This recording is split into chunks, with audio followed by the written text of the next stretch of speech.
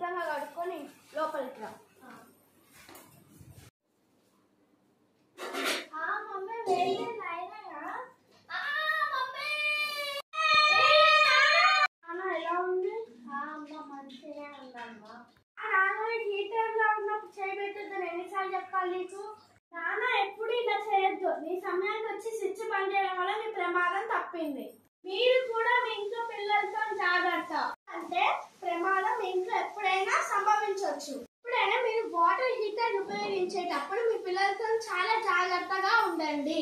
ఎందుకంటే మన పనిలో మనం ఉంటాం కాబట్టి పిల్లలు ఉన్నప్పుడు చాలా జాగ్రత్తగా ఉండాలి. ప్రమాదం ఎప్పుడు వస్తుందో మనకు తెలియదు. అందుకే భద్రతను పాటించాలి. భద్రతను పాటించండి, ఆనందంగా జీవించండి.